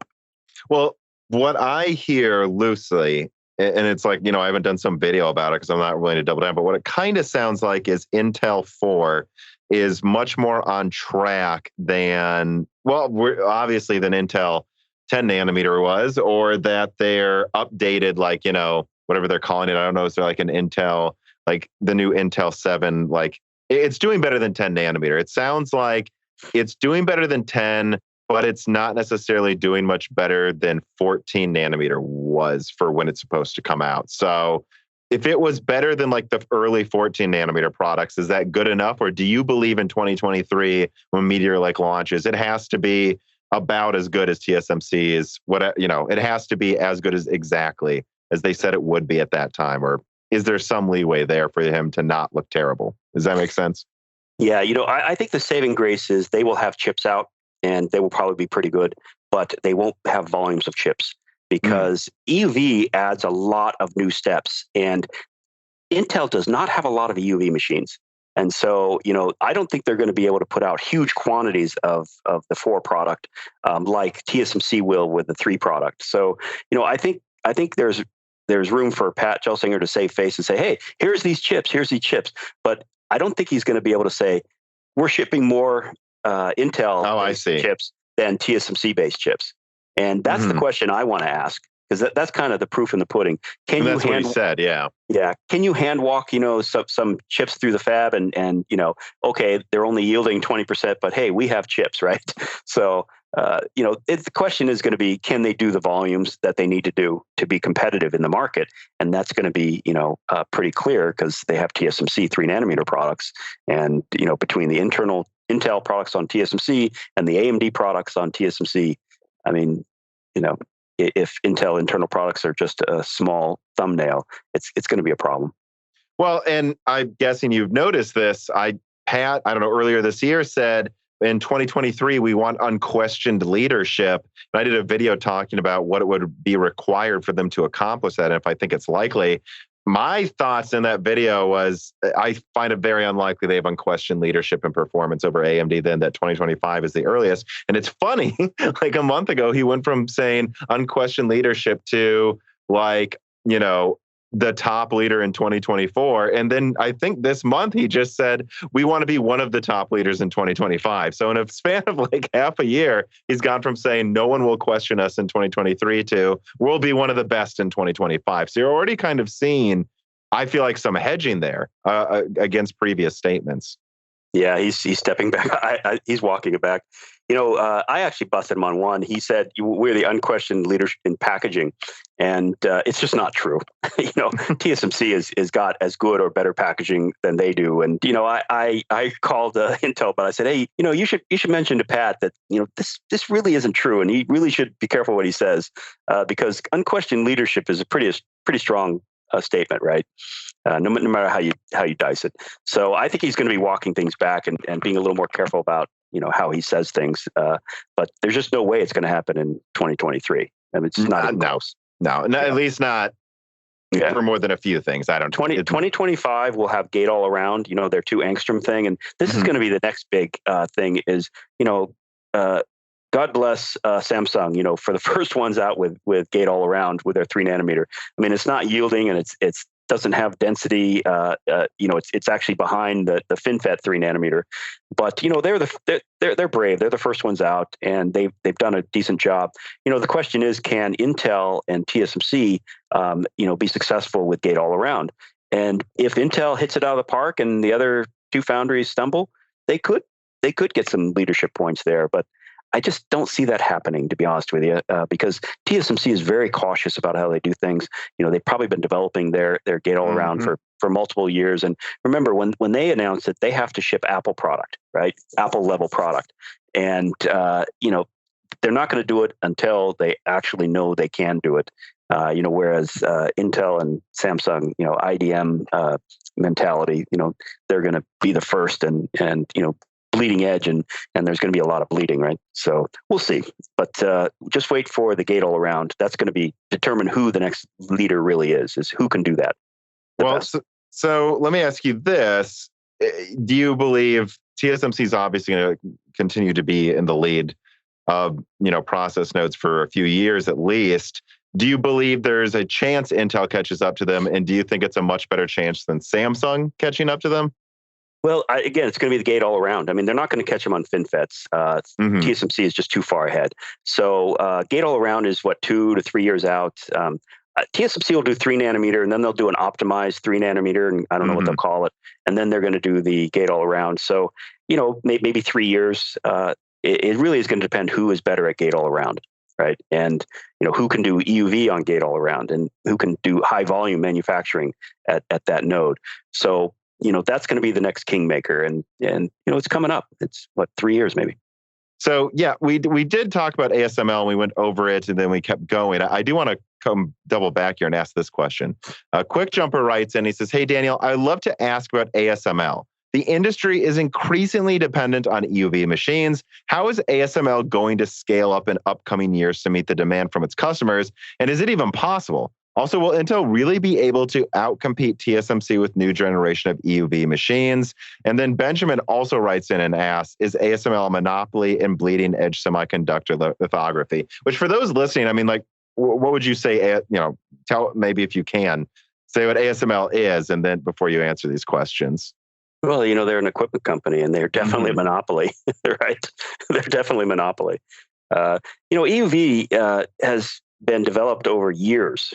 And, it was like 10 years or 15 years in the running, and ASML spent, billions and billions of dollars. I'm sure they've made up their money now, but it was a very challenging thing. And, I used to go to the SPIE conferences, the lithography conferences, and the ASML guy would get out there and say, hey, EUV's coming, and after 5 years, we're all like, yeah, it's not going to happen. But it happened, and it turns out it's important. It's a critical part of our industry. The problem is the manpower required to build these things. I mean, they have to ship these. They air freight these things over to Taiwan in 2 separate planes, and they have teams and teams of people that have to assemble these things. And so scaling that thing up is really difficult. And I don't know what their methodology is of figuring out, how they're going to scale it up, or remember, they don't have competition, so it's not like they're going to lose business. But right now they're not able to build and install as many machines as they need. And TSMC has more than half of these EUV machines, and they're in full production. I'm told that Intel, only has a fraction of that amount. So Samsung has the second, and then Intel's a third. And it's just kind of weird because Intel was a big investor in ASML. ASML pushed the fabs for investment, and TSMC invested, Samsung invested, Intel invested the most. They were supposed to be the big partners. Yet here is TSMC has EUV out years before Intel. And what the guys told me is that that Intel partners different than TSMC. TSMC is very collaborative. It's give and take. Intel, it's just take. So it's a different type of relationship, and it's not uncommon for IDMs because they're very secret, right? But TSMC, just opens up and shares. So I don't think Intel is going to pass TSMC in EV technology. I don't care when they get their first machine. The question is, when will they get it in production? But it's just years that TSMC has put together this ecosystem and these partnerships, and Intel kind of is just jumping into the ring and thinks that this stuff's going to happen overnight, and it just doesn't really work that way, in my opinion. So I don't think there's a very big chance of TSMC losing their leadership in EUV. Right. And regarding anything else being asked there, I mean, it's just ASML making it, right? It is what it is. And you don't see anyone else really competing with them and the products they're making anytime soon, right? Like no one can. Well, China's trying, I guess. But okay. Good luck. Yeah. Okay. So Gregory S. Acker writes in, and he says, thanks, Daniel, for coming back for more abuse from our questions. A question has been bouncing around in my head for a while now. How can you look at specs for upcoming silicon and see, in quotes, that it should, in quotes, do, let's say, 4.3 gigahertz with an IPC of whatever, for example? Probably getting into the weeds with some engineering stuff, but as a layman, it always interests me when I see someone look at an upcoming product, sometimes years away, and be able to predict what kind of performance they can expect out of it. Well, I don't know about years, but what happens is when you go to do a product, you download the PDK, and the PDK has models in it for the process and the transistors and the different devices. And what you do is you simulate with those models. And so as a designer, you first start simulating, and that'll tell you hopefully what the performance would be and the area and stuff. And then you do something called emulation and prototyping and test chips. And so, the more accurate you'll be, the longer you are in the cycle, the more accurate you'll be. If you're just using the PDK 0.5, not even the final PDK, and you're just simulating, it's a tough call. But once the PDKs become production, the 1.0, which is 2 to 3 years before the manufacturing, before it goes high volume manufacturing, you can get pretty accurate models. And so you can actually predict what your product will do, assuming the PDKs are good. And that's the problem is Samsung's PDKs are questionable. So, we know what it's going to perform like. And then we do emulation, and prototyping is we put the design on FPGAs and we get, more speed and stuff. So, we get a better idea. But if you look at the specs from these chips, if you look at them from when they first come out to when they finally come out, there's probably going to be a difference, right? Very few people hit it right on, and it's usually slower or bigger than what they had hoped. But it's what we do for a living, so it's pretty accurate. Well, and am I wrong? Maybe this is a dumb way to try to summarize it. Like they take the PDK, they put together a design, and they say, this is what we think we can do. And then like some of that R&D spending has to be like simulating parts of the design. Like, does this actually work when we build this one part of it in a controlled setting? And it's like, it does work, it doesn't work. And and then they finally get closer to actually making it. And it gets so ever close to like hypothetically what they thought they could build on this node, right? Yeah, well, it takes 2 to 3 years to design these chips, and that's why, because things change, right? If you're designing to a mature node, it's not as hard. But if you're just designing to the leading edge node, the PDK hasn't been put through its paces, right? If you're designing to 16 nanometer now, I mean, those PDKs have seen just about everything, so you're probably going to be really, really accurate. But as I said, the PDKs change, and hopefully for the better, but sometimes for the worse. And if you've allowed for that in your design, the margin of error or stuff, which if you really want your design to yield and in a short time, you're going to put a little bit of guard banding in your design to make sure that if the process changes or the PDK changes, it's not going to violate any of your design criteria or your design boundaries. So we've been doing this a long time, so hopefully we're pretty good at it. I don't know which chip they're talking about, but I think you just meant in general, right? Because like I deal in a lot of leaks, and it's like, the best example I can really give is I've only been doing this for a few years. I'd say the first the first really good leak I did where I think I fully understood what I was talking about was kind of like Golden Cove that's going to come out in Alder Lake. And all the way back in 2019, I was like, it's going to have 10 to 20% higher IPC than Tiger Lake, which was Willow Cove and this and this. And so I guess what he's probably asking is, well, we now know Intel's announcing the IPC, and it's exactly what was leaked a couple years ago. And so someone knew what it could hit theoretically, right? And how do you even know, I guess, is this question. Yeah. Well, hopefully they do know, but sometimes they don't. So I've seen it go the other way. But there's so many variables involved. But the other thing is, I tell you, semiconductor guys have pretty good egos, right? I mean, they're doing some pretty incredible things, and they're really smart, genius guys, and so sometimes they overplay their hands. So I've seen that, but usually they're very conservative because they want to keep their jobs, and it's better to set expectations a little lower and then beat those expectations rather than set them out higher. And we've all learned that by experience, and so that's generally what we do. So usually they can hit those numbers, and again, we can tighten up the guard banding, the rules, and get better die size, at a later date. And that's pretty much what TSMC does with their processes as well. They go conservative, and then they will do a next node the next year and tighten things up. So, the difference between 5 nanometer and 4 nanometer really is just a tightened up process. And they've learned, how to get good yield without all this guard banding. Right. And so designers do that as well. And so I hope they're good at hitting their numbers now, but I really haven't kept track. But yeah, and my understanding, for example, for those listening, is something like RX Vega from AMD. They had certain design goals, and they hit like most of them. But GlobalFoundries 14 nanometer really was not as good, as it could have been. I mean, it was competitive with TSMC relative to anything they have now. But that was my understanding, is that especially at certain higher clock speeds, it just kind of lost its efficiency. And so Vega kind of fell short of where it was supposed to land, at least in the high end.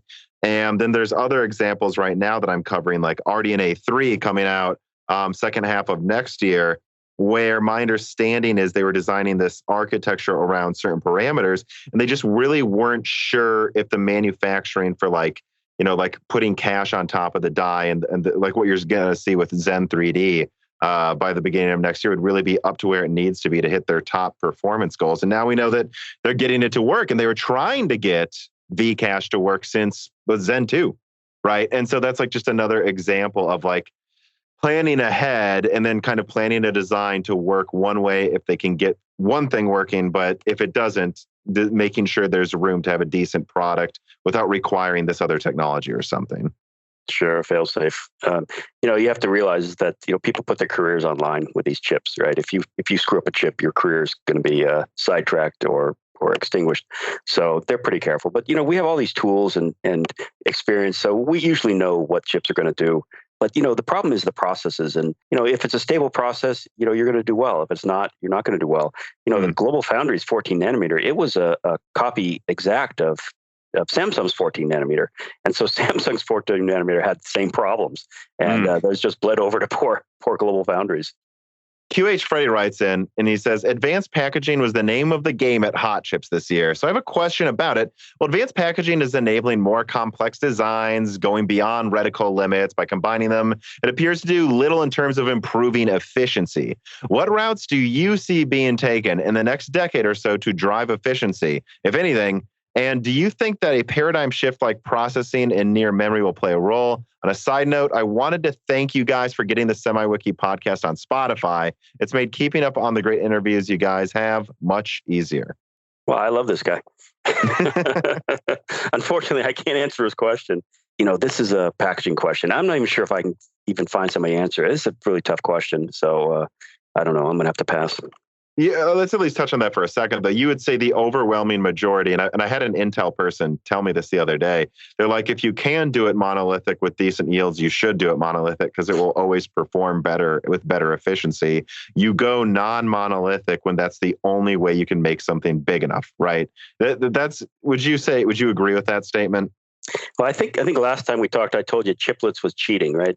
And I still believe that. Apple does a really good job on monolithic chips, but maybe they've hit the limit. I heard that the recent SoC, we don't know yet. I have to see the teardown, but maybe the recent SoC is not is underwhelming versus overwhelming. It's the second generation of 5 nanometers, so they're staying on the same node for the new one. And I honestly haven't looked at it super detailed. My memory from looking at it a little bit is that it seems like the GPU and like the neural engine have been expanded, but the CPU doesn't look much better. Again, if I'm wrong, anyone listening, don't kill me. That's my understanding from glancing at it.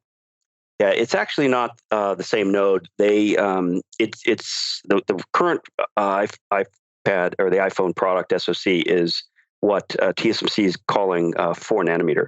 So it's an early version. What happens is Apple gets the early versions and it's just for Apple. So it's only got Apple devices on it. It's the early version and allows TSMC to, get their toe in the water on this process, and then they improve it for the rest of the guys. So this really is 4 nanometer. But people will say, well, 4 nanometer is not shipping till next year. Well, it's Apple's version of 4 nanometer, just like the same thing they did previously with 7 nanometer. They did 7 plus, whatever. But Apple gets it first, and so that's the test. So you would say this is like the equivalent of like 4 nanometer. It was like N7 before for Apple, and then N7P is what AMD actually ended up using for all their products, which was a more optimized 7. That's what this is now. Is Apple basically has 4 nanometer before it's like officially 4 nanometer for everybody, and so it's not quite as ready.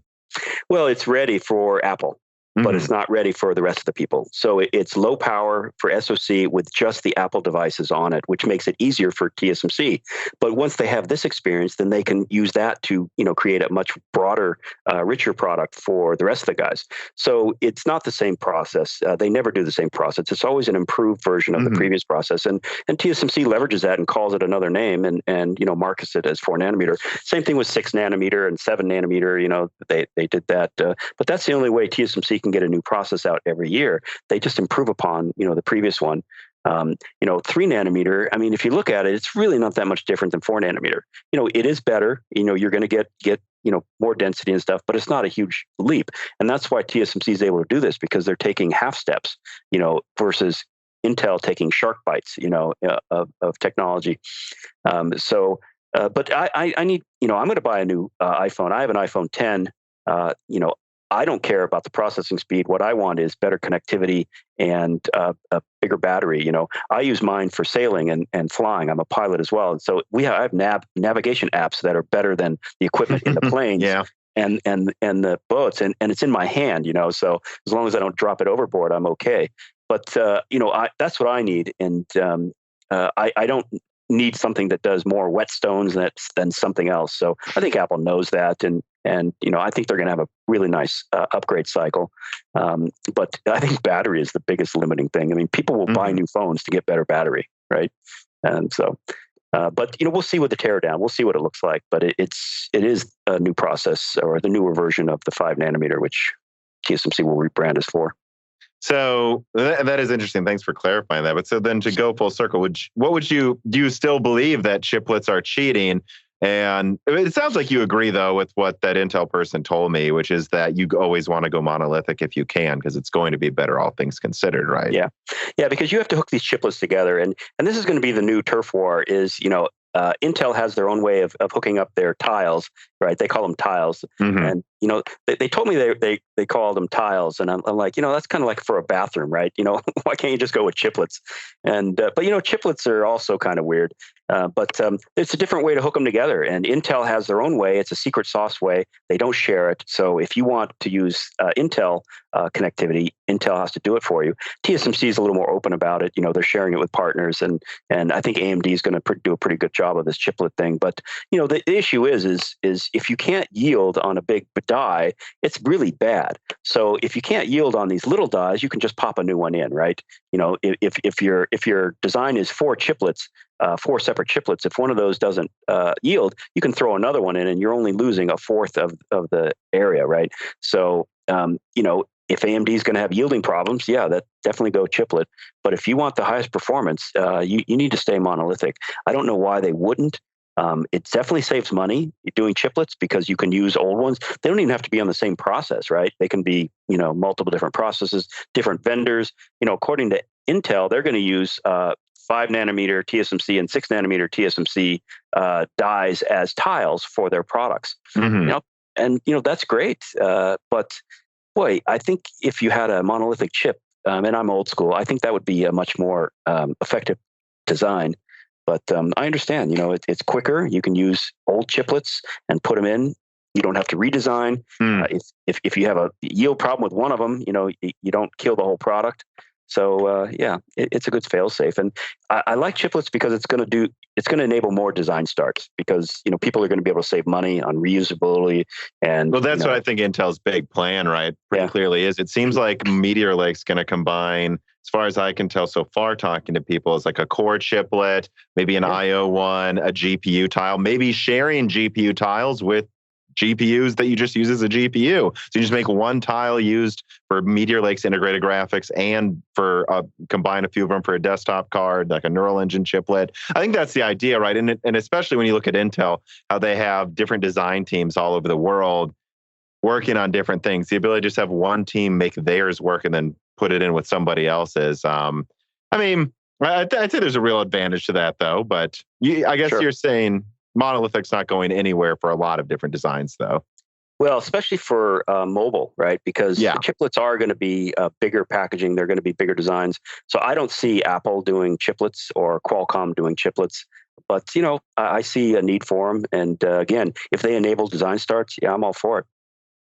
So Bfish writes in and says, most people don't really have a need for drastically more cores and threads than we're getting now, although the associated IPC gains are always nice. Moving up to denser nodes, what do you think is the most interesting way to use the additional die space? More cache, machine learning accelerators, GPU cores? Do you see architecture splitting off more drastically for laptop versus desktop, instead of it basically, as far as I can tell, just being monolithic versions for laptop and chiplet versions for desktop? Laptop looks completely different from its desktop counterparts right now. Yeah, I really don't know. That's chip level stuff. But do you think, though, because it seems like Meteor Lake, I've kind of heard, is mobile focused and yet uses chiplets. Do you believe that there will always be? I guess I'm like, how do I ask this question? You believe moving forward, it will still be overwhelmingly monolithic for mobile. That's not going to change over time once they get better at it, or however you want to put it.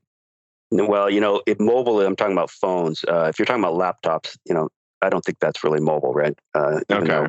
I think chiplets are going to be big for laptops and maybe tablets. But if it's in your hand, the packaging is critical.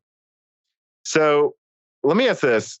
Matthias Dukes writes in and says, when will we start using non-silicon materials? And I know you're not, it's a wild question, really, but do you think we will anytime soon? And would it be in a decade, or when do you think we'll move past silicon for at least some of, maybe an SoC?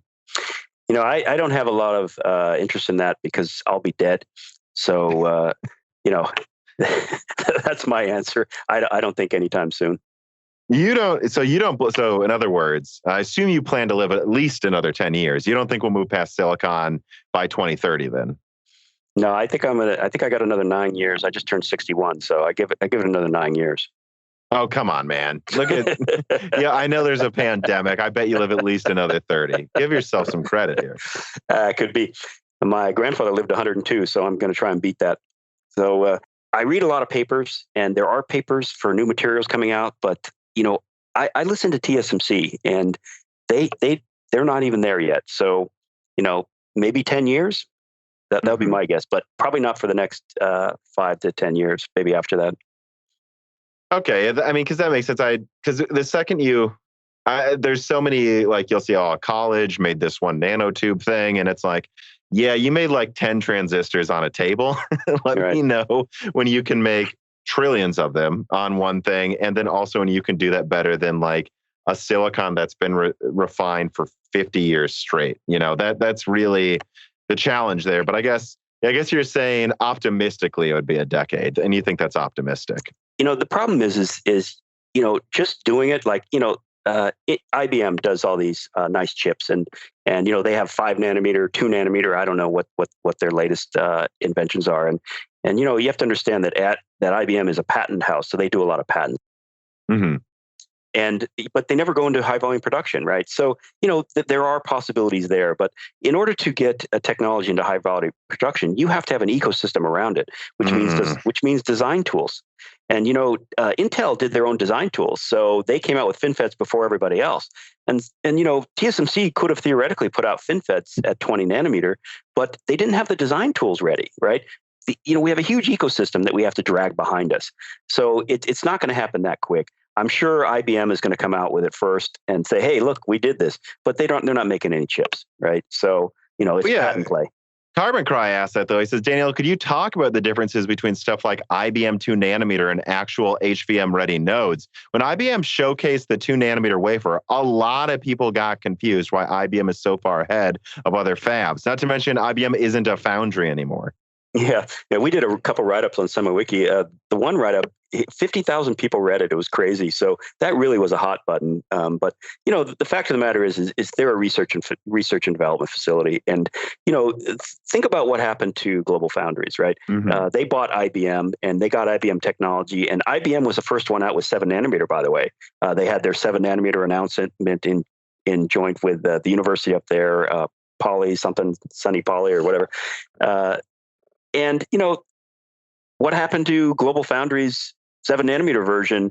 That was supposed to go into high volume manufacturing. Well, they forgot that IBM doesn't do high volume manufacturing, so their technology does not lend itself to do that. It's just not worked out well. But IBM has all these patents, and people license them. I think Intel cross-license patents, and that's what they do. But they don't do high volume manufacturing with semiconductors anymore. They have some legacy stuff, but you can't do this in the foundry business unless you have an ecosystem around it, and that takes years to build. So hopefully we're working on stuff.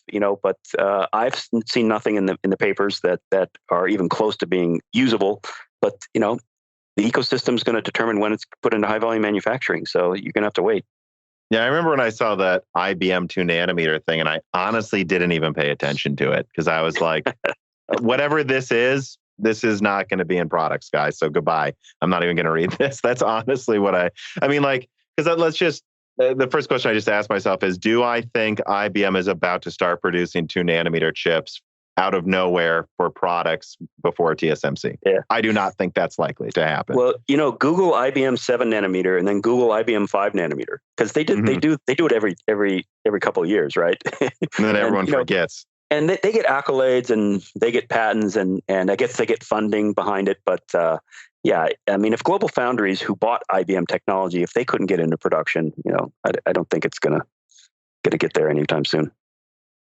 Falco Malev writes in, and he says, "Hi, Daniel Nenni. Let's say that I want to make a fab in my garage based on EBL, electron beam lithography. And let's say that I can make an electron beam 5 nanometer in diameter and with 1400 watt of power. Is it possible to make my own silicon? And if yes, then how low can I go in terms of nanometers, not quality? And what other machinery will I need, like spin coaters, magnetron, sputtering machines, etc.? I can produce my own machinery and equipment. So this is not a hypothetical question, in my opinion. I'm actually asking. You have an interesting audience. Yes. So they're it's people who play Nintendo and it's people who want to make their own fabs. So is this like Sheldon Cooper in The Big Bang Theory? He wanted to make a nuclear reactor in his garage, but it sounds about as hard. He just couldn't get that cake plutonium. That's all he needed. Yeah, I have no idea what to say. I mean, geez, I used to work in fabs, and they're just so big and they're so noisy and they take so much power. I mean, how's this guy going to power any machine? Much less multiple machines. So I have no idea. But I do know a guy that builds fabs. I mean, he does greenfield fabs, and I'll ask him next time I see him for sure. What would actually be required? Yeah, it'd be funny if you emailed me that and then I gave it to him. I'm like, and here's the list. It's just like 1,000 items. And like, it's like, so you said it wasn't theoretical. Here is actually what you need now. Including a nuclear reactor to power it. Right? Yes. Yeah. Which maybe you can try to make in your garage as well. I don't know. Yeah. All right. So I've got 2 questions left. They're both about automotive, and I think it might bring us full circle here. So Brandon 5 writes in and he says, as an electronic engineering and automotive style electronics, do you have any idea when shortages in automotive will let up? Seems like multiple manufacturers are having supply chain issues with not only silicon, but mold compound, lead frames, and just back-end packaging throughput. Do you think the unprecedented demand is hoarding is price gouging real? It's been suggested to me from multiple manufacturers that it's really just a lot of hoarding going around right now. Well, that's for sure. As I said, there's many steps in the food in the supply chain there, and there's greedy people along the way. And what happens is a guy in the supply chain buys up the inventory, and then he marks it up and tries to pass it along. So there's huge amounts of hoarding. It's just like other things that we're doing. But I tell you, the transportation issues I think are the biggest problems we have now is getting our products from one station to another, and the more stations you have, the more of a problem it'll be. But it's gonna fix itself at some point in time. I had hoped that COVID would go away and we would have more normal supply chain, but it's not going to happen anytime soon. So I think it's gonna last for a few more years. Mm-hmm. At least it's getting back to normal, but it won't truly be back to normal for at least a few years, is what you're saying.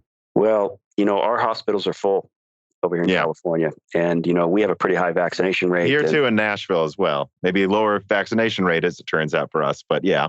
Well, apparently it doesn't seem to matter because vaccinated people are getting it too. Sure. So unless we get people back to work, and unless we get some of these COVID protocols settled, allowing people to be productive again, I just don't see it happening anytime soon, and it's unfortunate. But the good news is some of the companies don't have that issue with the huge overbloated supply chain, and I can assure you these automotive guys are going to streamline this thing, and Tesla's already doing it. In fact, Tesla might be having less problems.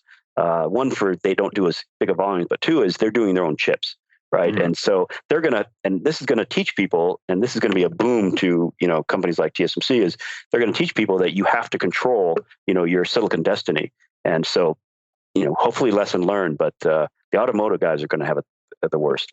Well, I'm glad you brought up Tesla, because that's the final question as well. And it's from a person who wanted to remain anonymous, but saw you coming on, wanted to ask this. He says, with the emergence of the electric automobile, do you think component vendors will be able to scale to meet the demand as the silicon manufacturers catch up? I am curious if you see the shortages moving down the stack from substrates and silicon to other components. Oh, I definitely do. God love Tesla. He's another guy, that I wouldn't bet against Elon Musk. And but I a lot of Tesla. People have, yeah, they have. It just didn't work out. Yeah, I wouldn't. I never met the man, but I read about him, and I do admire him. He's kind of a quirky guy, but and I don't like Teslas at all. Why is it we have to build incredibly fast cars?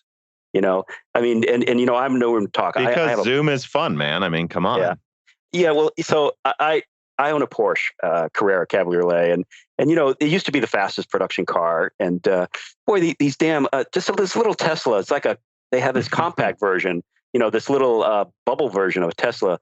I mean, the guy pulls up next to me and just zooms away so fast. I mean, it really pissed me off. But, but my car will go 200 miles an hour and his won't. So, but but that's what I would say is, I think you're asking the wrong question. Why do you need to go fast? Why do you need to go fast? But you can accelerate faster. You're never going to go 200. I hope if you want to not get yourself killed, at least. Yeah. Those tickets for 160 miles an hour are pretty expensive. So, but look at what he's done. I mean, he's just done some amazing things, and he thinks outside of the box. A lot of us semiconductor guys get stuck in with blinders on of, this is, they ask us why we do this, and we say, well, this is just because we do it that way. And Intel is the worst at that. It's always so what Intel way. But guys like Elon Musk and Steve Jobs and Jensen Huang, they look outside the box. So I think they're doing a credit to the industry. I mean, they've disrupted the automotive industry, and they're disrupting the semiconductor industry. I first saw Tesla. They started reading SemiWiki. I looked at a domain. I said, "Hey, what's Tesla reading my site for?" They make cars.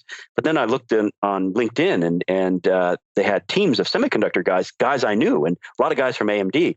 And I'm like, oh my God, they're doing their own chips, And I said, it's the Apple effect, right? Apple's the first one to do their own chip, then everybody does their own chips. So I think that's the lesson learned here, and I think the automotive guys are really going to take it seriously and start taking responsibility for their own stuff. Well, yeah, and it's funny you said, okay, build up your own ecosystem to supply this thing you want to make. Tesla did, and it isn't a normal car, so they really had to build from the ground up this entire supply chain. It's incredible they ever succeeded. No one really thought they would, whether you like them or not. It's absolutely crazy that they managed to do it. I mean, there's been so many failed car companies that were newer, let alone one that does it in an entirely different way. Yeah, I put in an order for the first Tesla car, the little sports car they had, and I had to put a deposit down, and then they bumped me in line for, I guess, the celebrities jumped on and they bumped me down, and so I canceled my order, but they sent me a hat, so I still have the hat, but. I wanted to support them. I thought it was a great idea, but it's just, why do they have to be so damn fast? I guess phones used to be that way. Who has the faster phone? I don't think we really care anymore. I don't. We're all about the ecosystem, and for me, it's connectivity, right? I want to be connected, no matter where I am, in the ocean or in a plane. And I want battery life. That's my priorities now. Whereas I used to be, as a younger guy, I'm like, give me the fastest computer. I remember I bought an AMD fueled computer. It was 40 megahertz because the IBM only went 36. So I paid an extra $100 just to go. Well, it's like 5 gigahertz, right? People still buy like an inefficient Intel processor a couple of years ago because they can say it hits 5 gigahertz. Right. But did I really need that extra 4 megahertz? Did I notice? Probably not. Yeah. So anyway. Well, I mean, I think that's a good note to end on there. We actually got through quite a lot of the reader mails, far more than I thought we would. I guess before we close out, I would say thanks for coming on again. And why don't you plug as many things as you want to? Where can people find you? And what things do you want to plug for people to find? Well, you can find me on semiwiki.com. And, we have blogs, we have wikis, we have webinars, and now we have podcasts. So you can get our podcast on SemiWiki. It's called Semiconductor Insiders. You want to look for it on the other services. And other than that, you can find me sailing around the West Coast. So, look me up. Yeah, you'll be staring at a bunch of shipping containers, apparently, the entire time. Well, I have to dodge them. And let me tell you something. You don't realize how big those things are until you pull up. And I have a big boat until you pull up in a sailboat next to these things. I mean, they're huge and they go really fast. And so, like I'm the squirrel, they're the semi, right? Yeah. It's one of those things. Yeah, I think that's something I've heard that too about boats is they see these big boats and they're like, you can avoid them. It's like, now you better start correcting your trajectory now because it's actually, I know it's big, but it's moving a lot faster than you think it is based on its size and the distance. So we have electronics. We have an AIS system that tells us, who it is and how far they are. And you don't want to get it within a mile of these guys because they go really fast. And it's very deceptive because you see them and they say, oh yeah, they're really far away, but boy. And they don't turn or stop, right? So no, they're not moving for you. No, they don't care. All right. Well, thank you again for coming on. I think this will be another kind of great episode. I'm really glad we got to really talk in depth about, because there's just been so much anger about what's causing the shortages and like what can be done. And I think at the end of the day, it sounds like it was just a bit of mismanagement And I mean, at the same time, mismanagement is one way to put it. Another thing is unpredictable circumstances. And in fact, they're making more than ever. But the good news is a lot of people doubt a crash, and you at least believe there will be a crash that drives prices lower, that people aren't just going to be able to charge double the price and hoard everything forever. The parade will stop at some point. It has to. It's just the way it is. And if you look at the CapEx, they're just building so many fabs, and it's an ego thing. I'm going to spend 10 million. I'm going to spend 20 billion. I'm going to spend 200 billion. I mean, it's crazy. Even Intel's upping their numbers. So there's only one outcome, and hopefully it'll be a soft crash, but it's coming, and it's for the greater good, right? So we want cheaper electronics. We're going to get them.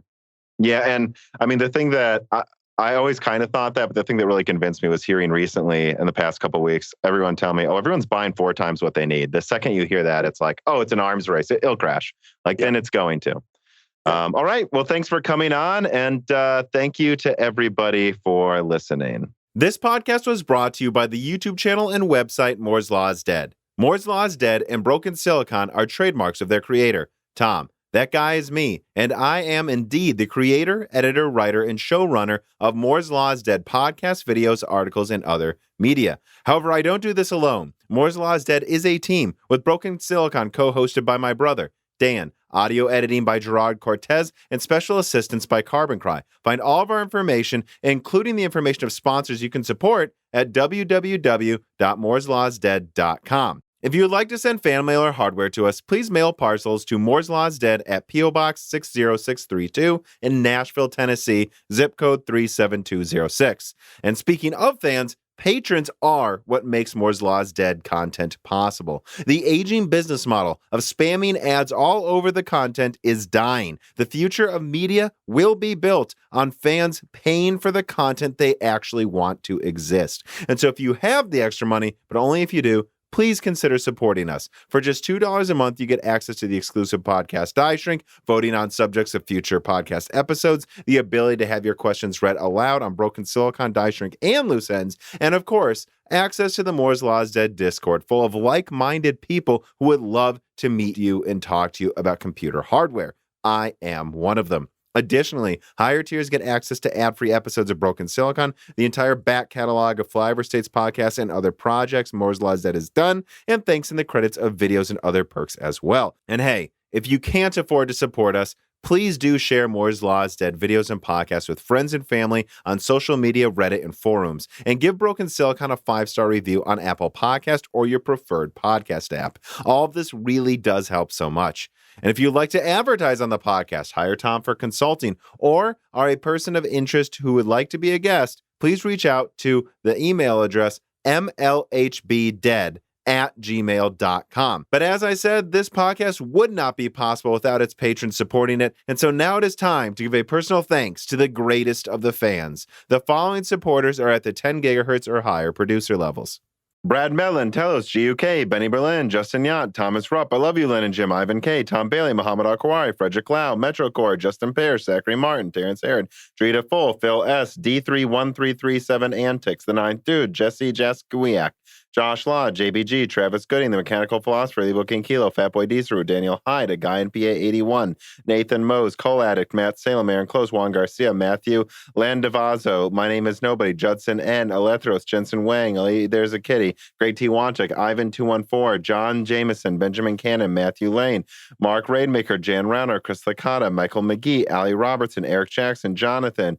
Patrick Groh, Evan Dingle, Dominique Cox, Stefan, Original Ross, Anthony Gareffa, Joaquin Hagan, Total Silo, Sol Connor, Michael Costa, Andrew S. Blake, Aaron Keith, Gregory S. Acker, Endless Longest, Tom Sanfilippo, Justice Brennan, Zutsu Taylor, Trevor Powers, Stu, Elenian, Nanyan, Daniel Nishbal, Franco Frederick, Dan Galanowski, Ian Clifford, Dark Rain 2049, Leighton Perry, Joseph Karaman, Brett Summers, Judd Y, Donovan Russell, Noah Nicoella, Zlicky, Matt Porshegi, David Cowden, Ricky Tan, Hoolan, Patrick J.S., Justin Staples, Freddie Canoas Jr., Stephen Coates, Kiwi Phil, Dehu, Sarah Light, Mitchell Pell, Brett Summers, Eddie Del Castillo, Joseph Loria, Luis Correa, Deke, Cheesy Ramen, Tyler Lindley, Tim Robbins, Jake Dude 23, Brian Riggleman, Justin Gower, Caillou Markelli, Dave McCoy, Valco Malev, Gabe Langner, Rodney, Karlik Souza, Michael Deaton, MJB1, Maurice Courtois, Wesley Sager, Sarcastro, Mai Sharono, Y. Trui, Roman, William W. Draper, Air Rats, Wakir Khan, Henry Zhang, Stephen Hart, Christopher A. Butler, Greg,